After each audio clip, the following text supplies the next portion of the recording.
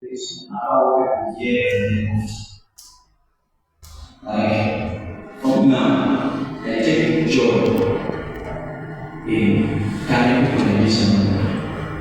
And that is why I thank God for the leadership of our generation. Please help me together. Do you know Bible said in the cave of Adam that distressed guys into the cave of Adam came to live with it? People who are distressed, people who are abused in life, people who are oppressed. The Bible said that David called them together and began to encourage them and began to train them. So that is why we have this type of platform where such a people should come and encourage. And what am I saying in essence? Let that guy forget about this and think that he has a better future. And always encourage people. And one of those things that lead people to always go back memory lane is lack of right association and motivation.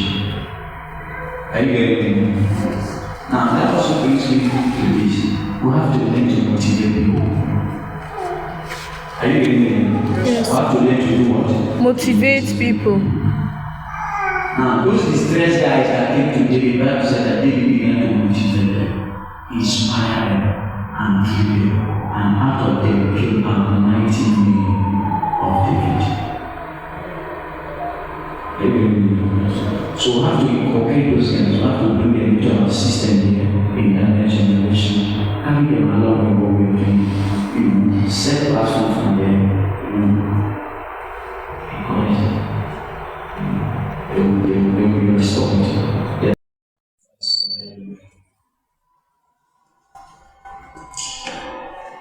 I believe that you hear this message. And that's what means that let you see a better future. Because as I said earlier, the future ahead of you is better than his past. Are you know what I'm saying? Yes. Just let him know that the future ahead of him is better than the past. We have that 16 steps to someone chatted me a few days ago, and so he needs to hear this. Someone chatted me a few days ago, and narrating his past experiences before coming to Christ. Never got the never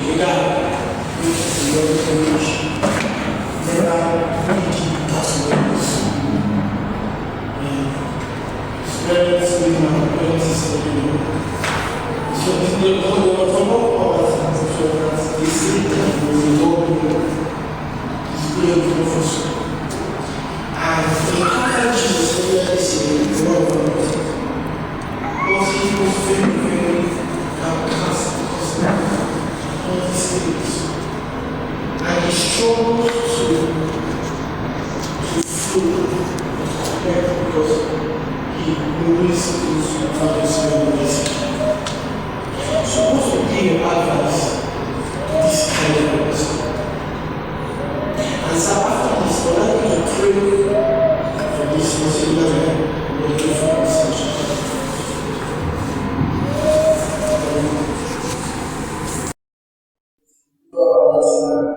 Hallelujah. Alright, let's answer another question. I struggle with forgiving people. How do I do this? I struggle with forgiving people and myself. How do I solve that? Praise the Lord. One question. Now, there was this set of people in the Bible that had this issue. The Pharisees. And so one day they caught one woman in adultery. And they brought the woman to Jesus. And said, Jesus, the Lord said we should kill this woman. Okay. Jesus just kept quiet. He said, what do you say? And they told them, anyone that have not seen before, anyone of you that have not seen, let him be the first to stone this woman. That is an event to drop their story. One of the reasons why you have to start forgiving people because you yourself are not perfect.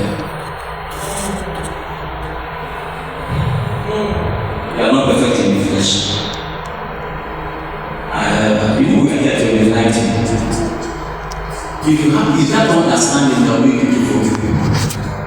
Because knowing that you yourself will have weaknesses too. They have in one time or the other you have offended someone and forgive you. It's understanding that powers result. Before now, I used to feel, Kaladima, to feel Samachi. On so many things I say, when God began to expose me to some encounters, I learned to live with conscience. When I began to learn, there are many people when it is when they are about to enter university, they start praying, oh, of which course you will be. But if you have been spending time with God, the Holy Spirit is a master of wisdom. He gives his food. If you have been staying with him, probably 3 years before you even start thinking about university, you start telling you about the course of study. Are we still here? Yes. So you can receive grace. I receive grace to spend time with the Holy Spirit. You know when we said that he will show us things to come? In John chapter 16, you see, Jesus said that the Holy Spirit will show us things to come. And the message today, let me use that as an example. Now, as the last time, I used to spend time in prayer. So in the after this prayer, I see myself beside campus. That will be fine. I'll see myself beside campus. You will minister to young people. And again, you need to have book of prophecy. You need to have a book of prophecy. Some of the things that we dream that inspires you are not just dream, they are prophecy. Some of those thoughts that enters into your heart that inspires you are not just made up, they are inspirations of the Spirit. If it inspires you, it's from God. If it inspires you, it's from Satan. Are you still here? So, is that I finish praying, a long session of prayer, I will see myself in campus. I was looking around, campus students, ministry. Sometimes I'm not that. Hallelujah. You need to be more responsible. Hallelujah. Amen. That's a very amazing fasting and the word and listening to the testimonies of others. That will cure doubt.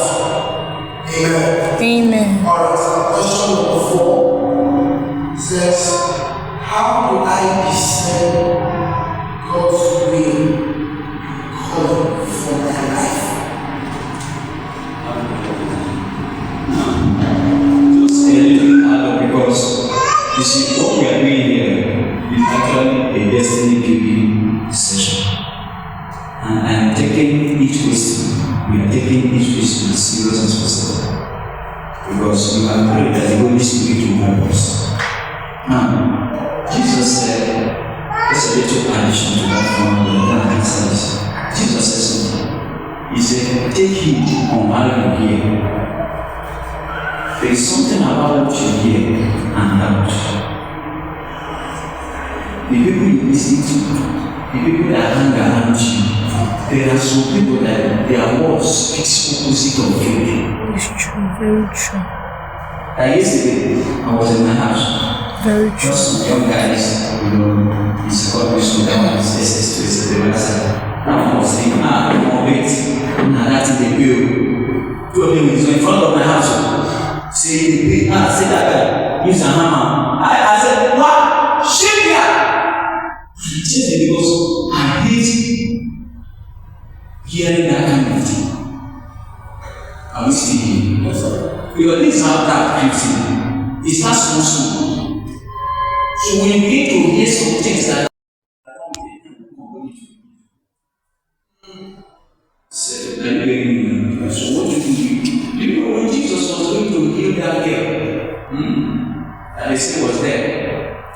The daughter of Jairus. One man came on the way and said, "Tell God this not Jesus, let him know what coming." The gate is already there. That is why Jesus told the man, "Quiet." Jesus with anger shook that man that brought that news up and told Jairus, "Let's take him." When Jesus reached that place, the Bible said they began to laugh at him. They began to mourn. Jesus then was going to wake up the child. He told them that the child is what?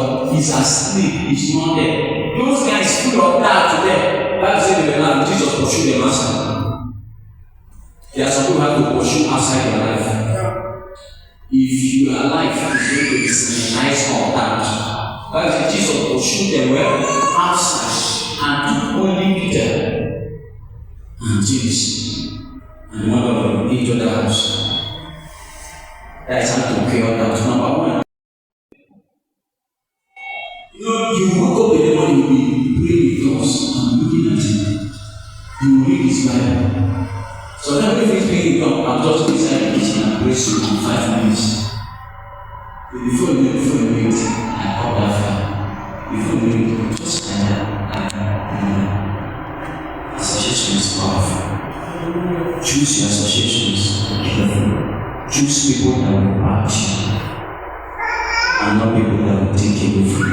Wow, this is wonderful. Hallelujah. Amen. Hallelujah. Amen.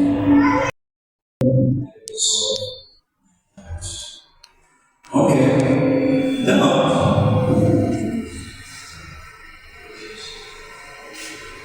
Now, if the cure of doubt is exposing yourself to the word of God, doubt comes as a result of what you hear or what you see.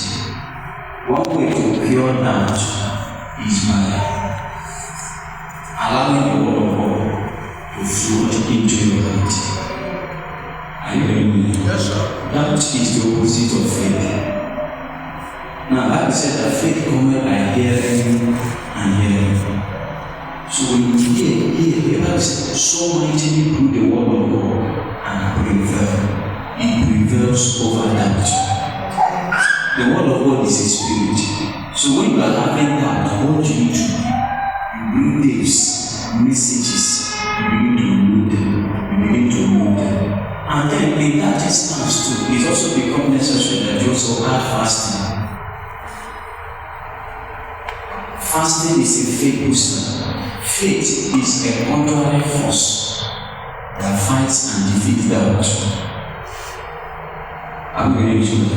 So when you are under a chronic state of doubt, what you need then is to flood your heart with the word of God. Add a little fasting to it. And again, look at testimonies. Are you getting me? Testimonies. Testimonies has a way of curing doubt and boosting your faith. Now, when the angel appeared to Mary and told her that she would conceive, even though she was a virgin, and yet child, you know it has not happened before. Now, one of the ways. The question said, how can I discipline myself against the things of the world?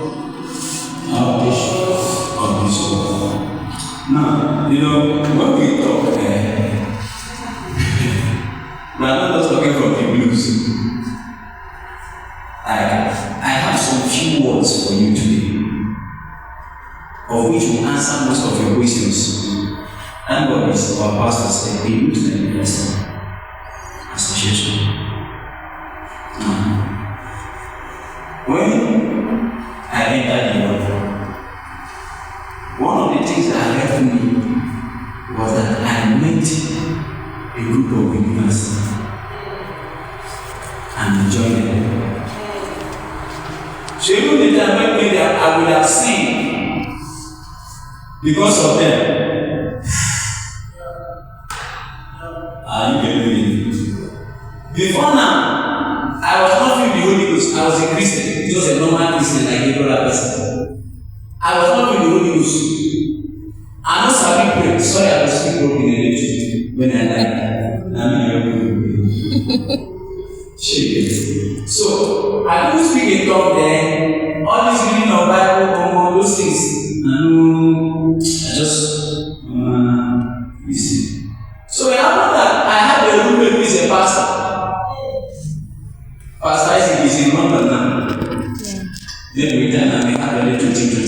about these things.